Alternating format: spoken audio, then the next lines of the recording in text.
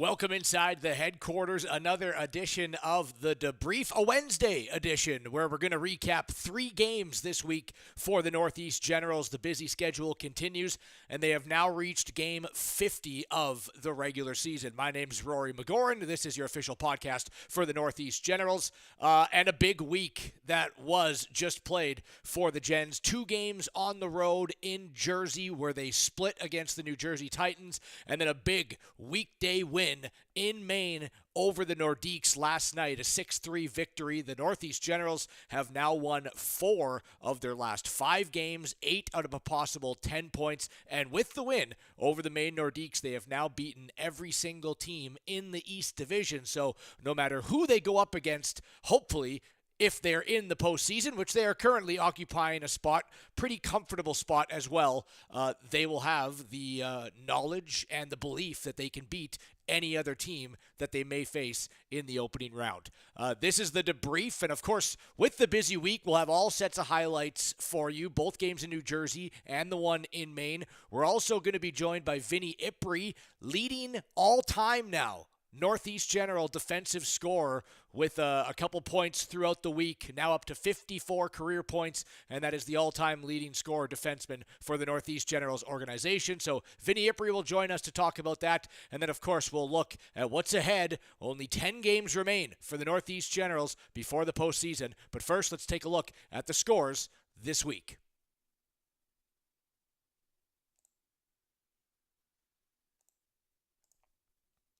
All right, so we got to go all the way back to February 27th on the Friday. That was the game where the Northeast Generals, you see there, they gave up the loss to the New Jersey Titans. It was 2-2 heading into the third period, and the Titans responded with 2 third-period goals to pick up 2 clean points, and actually at that time leapfrogged the Generals into 4th place in the standings. Generals fell to 5th. Maryland Black Bears dominated performance over the New Hampshire Mountain Kings, 8-2. The Danbury Hat-Tricks fall 7-2 over the Maine Nordiques, and the Rochester Junior Americans an overtime victory in Johnstown, defeating the Tomahawks 4-3. We'll move ahead into Saturday's scores. And the Northeast Generals, this was their rebound, the response. It was a 4-3 shootout victory over the New Jersey Titans. But because they gave New Jersey 3 out of a possible 4 points on the weekend, whereas the Gens only got 2, New Jersey remained in 4th place following Saturday's outcome. The Danbury Hat-Tricks bounced back. They defeated Maine 5-1. The Johnstown Tomahawks also bounced back. This was a 5-4 overtime victory as well for Johnstown, this time over Rochester. Both those games on the weekend went to OT. And the Maryland Black Bears, just consistency, status quo, picking up another win. It was the first place team against the last place team, and they outscored them 18-4 over the weekend with a 5-2 victory here on Saturday. We did play 3 games, as we said, so we'll go ahead to last night, and here were the finals yesterday. Rochester in regulation. Elmira did have a lead throughout a portion of that game, but the Junior Americans, they pick up, majority of their points. I believe 5 out of a possible 6 throughout their 3 games this week, and the Northeast Generals get 4 out of a possible 6, defeating the Maine Nordiques 6-3 last night. So those are the scores on the weekend. We'll take a look at what it meant for the standings now, as it is the Maryland Black Bears still in first. They're pretty much going to finish in first with only 11 games left now for Rochester. Maine Nordiques fall 6 points behind the Junior Americans, firmly in third, though, because they have a 5-point buffer over the Northeast Generals, who are back in 4th place in the East Division. 1 point clear of the New Jersey Titans. 2 more games remain between the Generals and the Titans this season. Danbury holding on to the last playoff spot right now with 54 points. Johnstown still by no means out of it. Still Philadelphia, give a little bit of credit to as well. For Elmira and for New Hampshire, although not mathematically eliminated from the postseason, they are 14 points back from the line with, Elmira has 12 games remaining and 11 for New Hampshire. So it's getting pretty tight where they might have to not win out, but 90% of their games to try and get back above the playoff line for the Aviators and the Mountain Kings. So that's your look at the scores and the standings.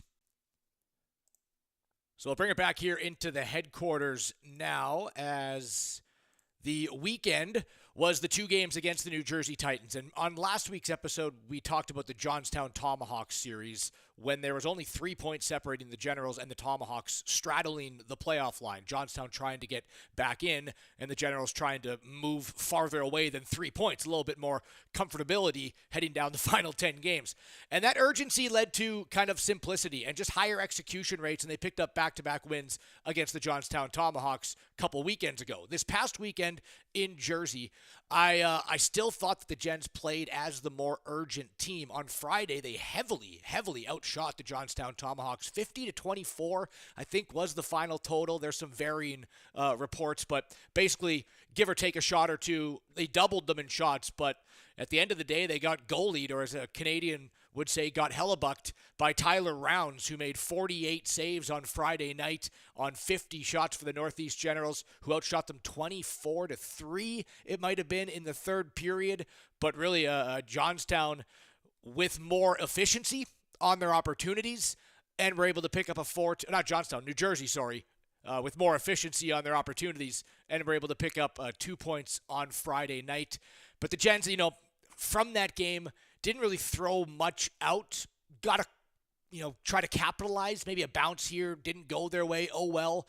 But other than that, the much more high output and high urgent team on Friday night, that led into Saturday night's game, which a better start for the Northeast Generals, built a 2-0 lead, then a 3-1 lead early in the third period. Didn't hold on to that, though. So that's the knock that they're going to want to try and fix up, is allowing New Jersey back into the game. Skogan Schrott for the Titans was all over the score sheet on both nights. He leads the team in goals and in points, among the top 10 goal scorers in the North American Hockey League. But, they weren't able to close out that Saturday game. Overtime proved nothing, and it went into a shootout, which actually more benefits the Generals, who have won 4 out of 5 shootout games they've went in this season, and have actually lost all 5 overtime games that they've been in this season. And the shootout was lengthy. It took 9 shooters apiece. Logan Poulin was the only one to score for the Generals throughout the early portion of it. Skogan Schrott was the only one to score for the Titans through the early portion of it. Both Tyler Rounds and Will Mazenko made 6 consecutive saves in the shootout, and Will Mazenko's 6th save was the game winner that allowed Beckett Hinchliff, the only other goal scorer, to stand as his goal, providing that shootout winner 4-3 for the Generals on Saturday night. But they liked their start a little bit more. The urgency was still there. They were the highest. They outshot their opponent, the Titans, not by as wide of a margin, but still a good amount, and now have actually outshot their opponent in the last 5 games, going back to that weekend set against the Johnstown Tomahawks, and have won 4 out of the last 5 games, picked up 8 out of a possible 10 points. So the urgency, I feel, is just leading to simplicity in their game. They're getting more closer to a 60-minute performance, right? Didn't like the third period in probably both Jersey games. An electric start against Maine, which we'll talk about after the Jersey highlights. But then Maine even started to try to claw back a little bit later in the game.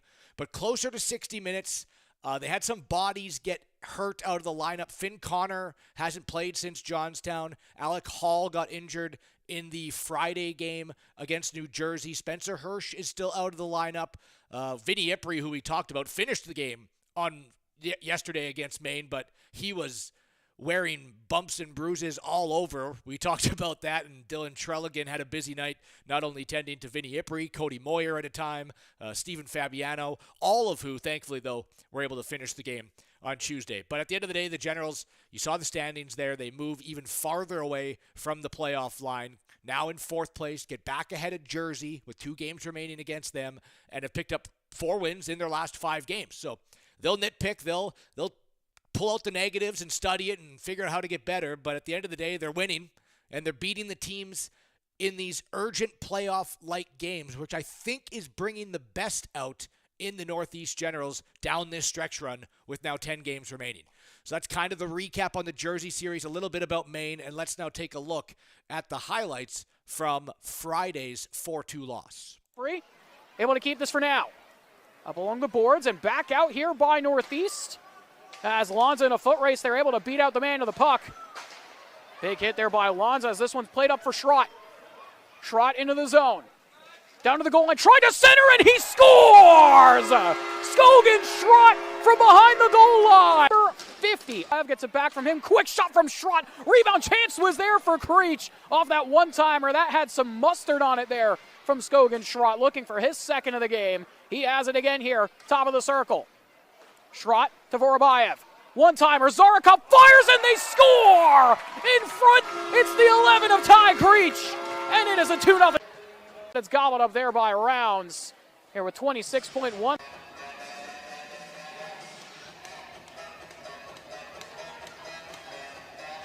Face off one back here by Northeast as they go to the point. Ipri with a good keep. Poulin with it now down low. Trying to go to the back door. They score! The pass across to Ruseretto. Left to go here.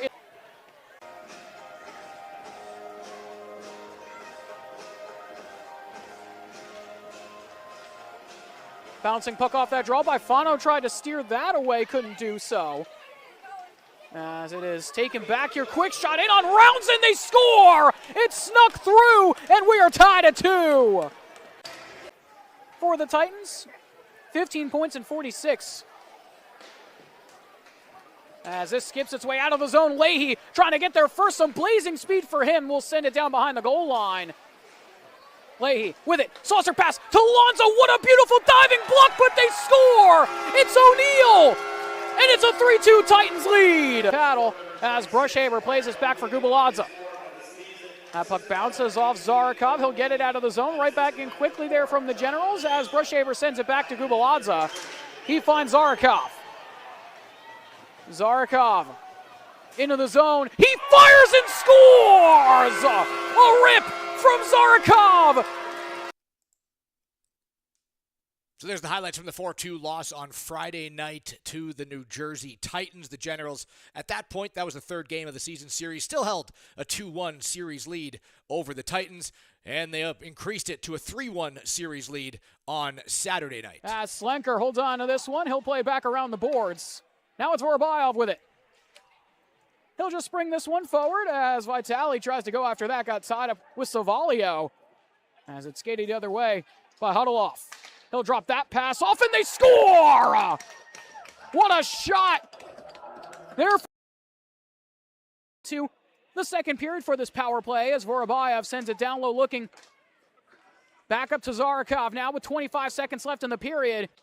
He just pokes one away as it's taken back out of the zone here by Montaldo as he'll skate it across. Montaldo, saucer pass into the slot, they score! It snuck through Rounds, and it's a 2-0 Northeast Generals lead.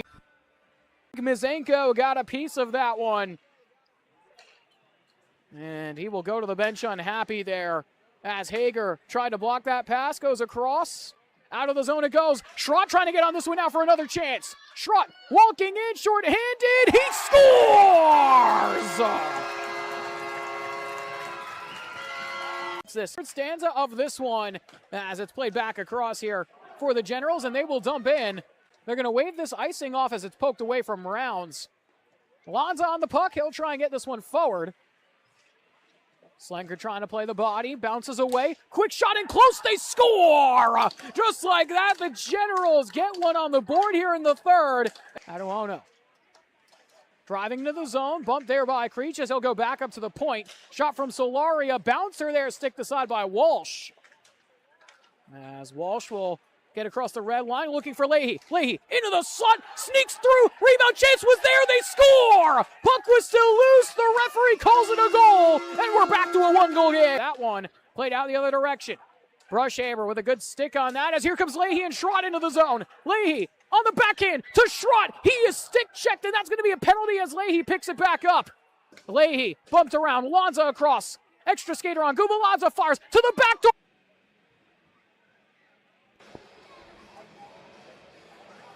By Kelly, he rips him away from the puck. Centering pass, Walsh will take it away. As Schrott will get this one back here for New Jersey. 10 seconds left to go here in the game. Saucer pass meant for Pockernick doesn't connect as it's skated back here by Ipri the other way. Winds up the slap shot, stopped away as Rounds put that rebound way out. And we will head to the shootout here in Middletown. So yeah, the highlights from the weekend against New Jersey. Generals 2 out of 4 points, Jersey 3 out of 4 points. Didn't have the highlights of the long shootout. We mentioned 9 shooters apiece, the longest shootout of the season for the Northeast Generals.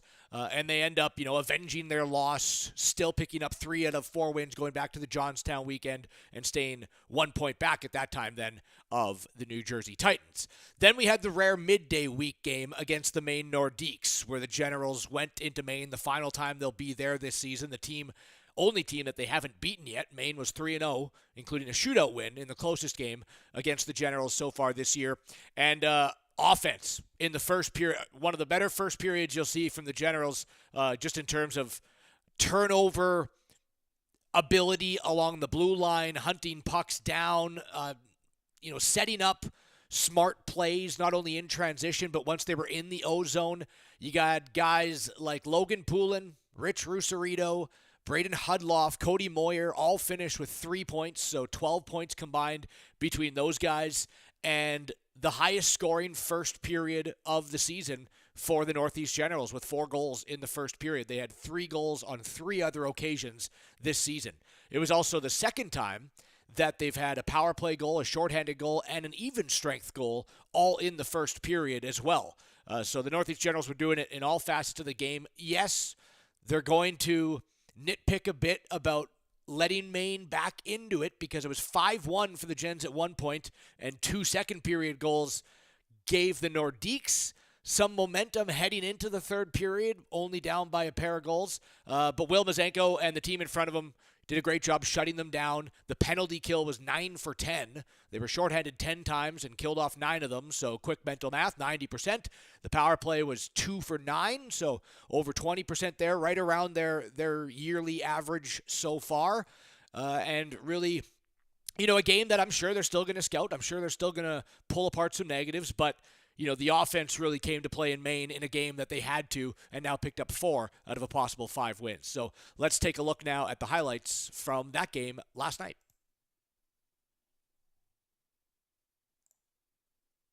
Looks to continue where he left off. This one's going to roll to Matt Wood. He has to hang on to it, but the Nords will get the first, have that 6th sense, if you will, at this point in the season. Chemistry is always a big part. Rusarito wins this one back. McKenna, one-timer, he scores! Cole McKenna for clean face-off win. That one back. Bartowski on him. Bartowski back to Hutloff. He'll hang on to it. Borgard trying to jump ahead. Borgard to that near side. Gasperko right there. He'll find Peter Lukey. Lukey will throw on the brakes.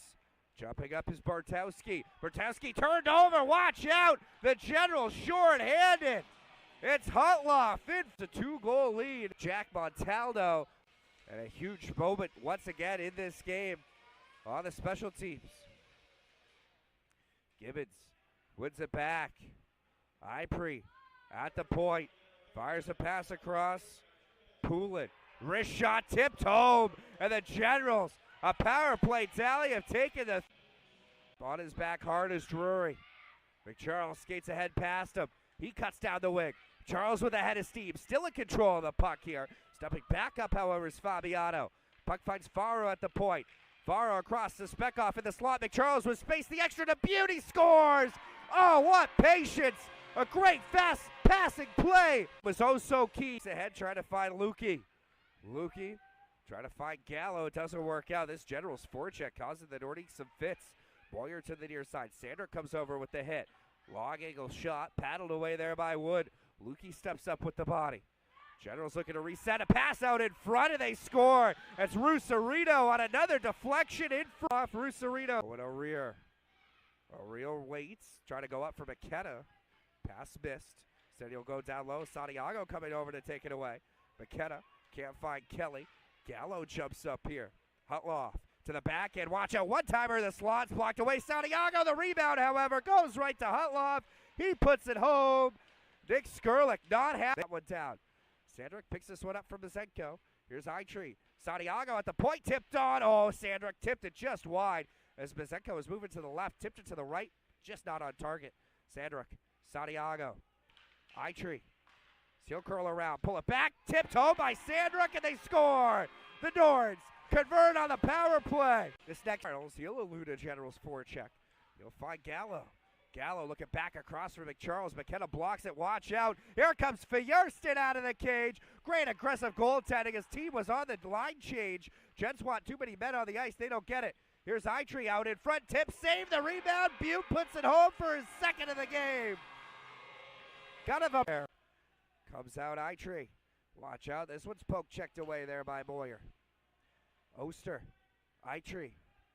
He waits. Time winding down here for the Nordiques. Only 40 seconds to try to get two here. Lukey. Butte. Back to Lukey. Watch out. Turned over. Moyer toward the empty net, and he seals the deal. Celebrates right in front of the Nords. So there were your highlights from the Maine Nordiques game last night, and we talk about urgency leading to simplicity, but you know, the main driving factors of the offense, getting pucks to the net, outshooting their opponent in all 5 games so far through this stretch where they've been picking up wins, getting bodies to the net. So let's take a look at those 5 goals that they just scored on the highlights. The first goal, Cole McKenna, one-timer, quick puck to the net. Logan Poulin tips it in. Second one, win a puck battle on the backboards, into the front of the net, one-timer, quick puck to the net, Hudloff, 2-0. Third one, Vinny Ipri, shot, tipped in, Rich Rusarito, body to the net, quick shot and a deflection, 3-0. So the Northeast Generals continually, even the fourth goal, backdoor, Rich Rusarito. The fifth goal, Hinchliff, one-timer again, leads to a rebound where Hudloff puts it in. It was quick decisions, quick puck movement, win puck battles, get bodies to the net, get shots to the net, and then you get rewarded. And that's what the Northeast Generals definitely put on display in terms of their offense on Tuesday night in that 6-3 victory against the Maine Nordiques. So that is your highlights, kind of your recap, and now let's go in to the interview as we welcome in the all-time leading defensive scorer for the Northeast Generals, Vinny Ipri.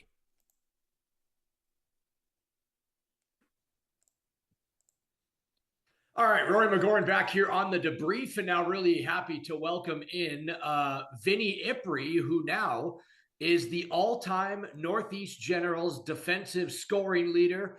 Congratulations on that. We'll talk about that in a bit, but first off, thanks for doing this. How's it going over there?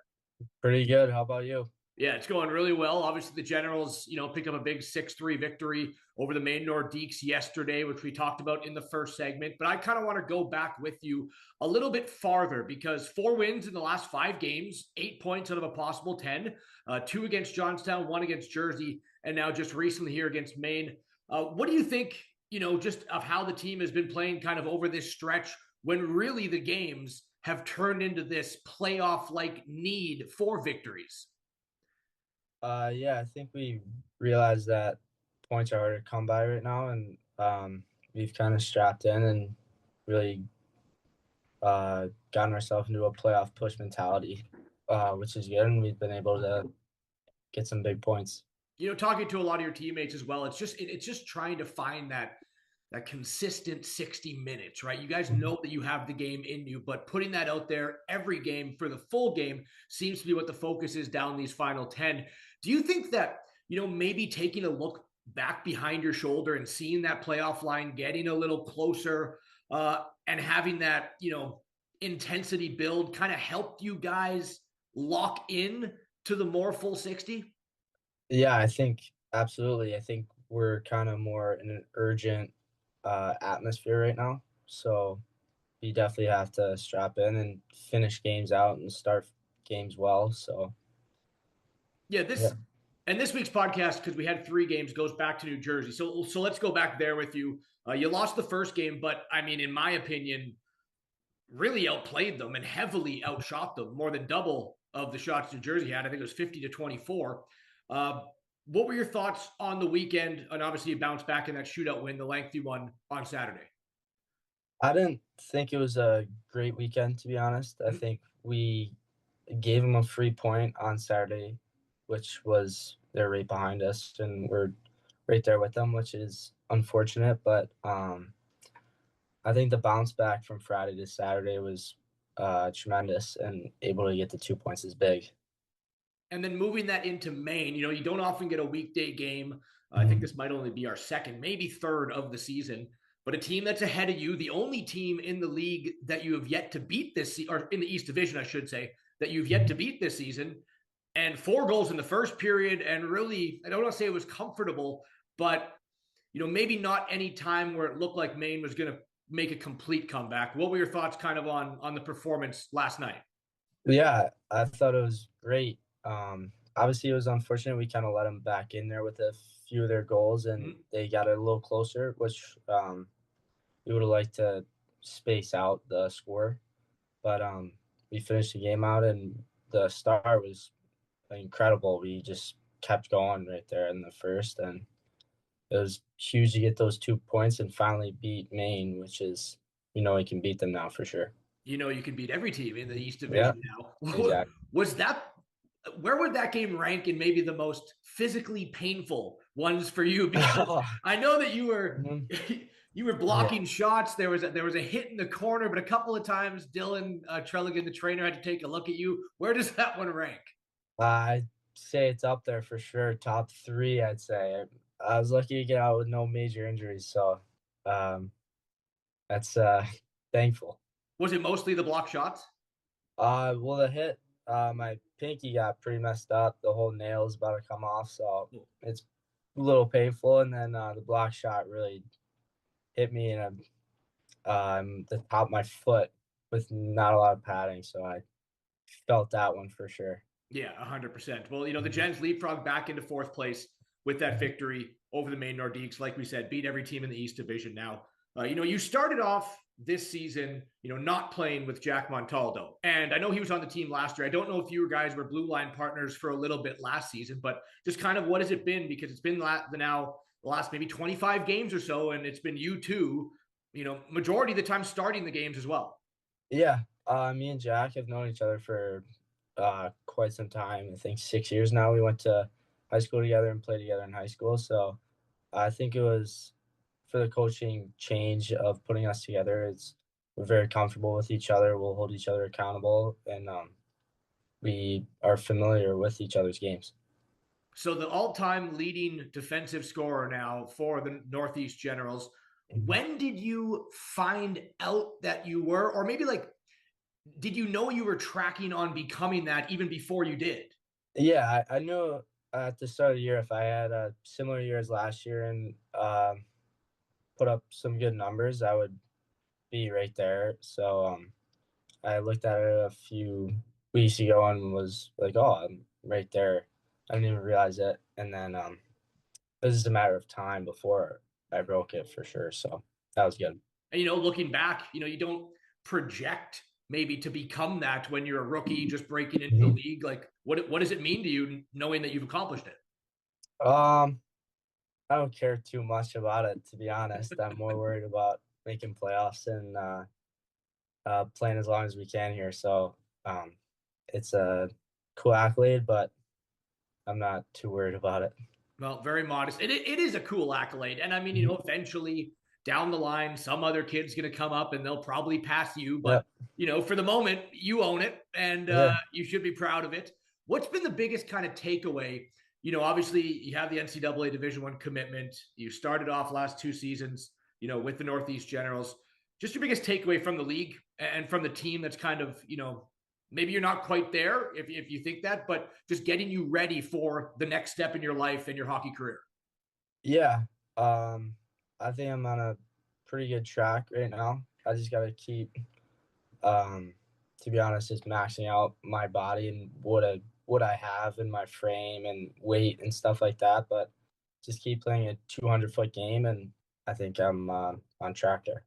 Is that tough to do during, the thick of the season? We're now entering game 50, but, you just mentioned maybe got to put on a little weight, and that's a goal of yours. Is it difficult to do? Because you're on the ice every day. You're burning an insane amount of calories. You're in the gym. You're playing games. It probably seems like it'd be really difficult to add weight to a frame during the middle of the season. Yeah, it is. You more than likely lose weight during the season. So it's all about the summer in that aspect of it, and just getting training as much as you can during the summer and being in best shape you can, so you can try to keep that weight on for as long as possible. Yeah, 100%. And then final questions here is just the lead up to Rochester. You guys have split the first 4 games. The Generals won the first 2 in Rochester early in the season. Rochester won the next 2 in Canton. Just what's kind of the scout on the junior Americans who are currently second in the East Division? Another team that, you want that maybe more of a belief, a more recency belief that you are just as good as them heading into the playoffs where you might have to face them?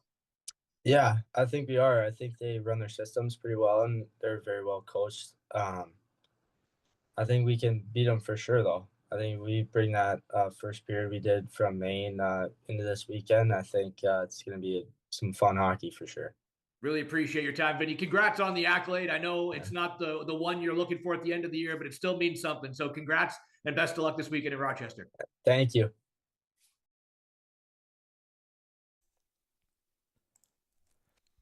All right, a big thanks to Vinny Ipri for joining us this week as the guest on the Debrief, the all-time leading defensive scorer for the Northeast Generals franchise now. Already broke his career high in a single season in terms of points, up to 30 points now this season, leading the team again in defensive scoring. So a big thank you to him and a congratulations to him. Before we wrap it up with the upcoming games, I do want to put up the standings one more time for you, just because playoffs 10 games away. So the first two teams in the East Division are going to get the bye in the first round. The next two teams in the East Division are going to get home ice advantage in the play-in series, the best of three series between 3 and 6 and 4 and 5. And right now the Generals are 1 point clear and are hosting that home ice play-in playoff series. They got 2 more games coming up against Rochester, a couple against Jersey. I guess we can show you that, the upcoming games of the month of March. The one, of course, at the top has been completed. The Generals against the Maine Nordiques, a victorious 6-3 win for the Gens. They'll have 2 games against Rochester to wrap up that season series back at the Canton Ice House. Mark the start time if you're planning on coming down or watching on NATV at 6:30 p.m. on Friday, 5:30 p.m. on Saturday. They'll then wrap up season series with New Jersey, with Danbury, 2 teams that are the closest to them in the standings so far in the East Division, and then 2 against Elmira. They will have more games in April to wrap up the whole entire regular season, but this is what you have to look ahead in March. As that upcoming games, we'll bring it back into the headquarters one time because that's time to wrap it up. That was your highlights, your recap, your interview, and your look ahead, and you have now been informed. Thank you so much for watching. We'll see you back at the Canton Ice House this weekend against Rochester. This has been The Debrief.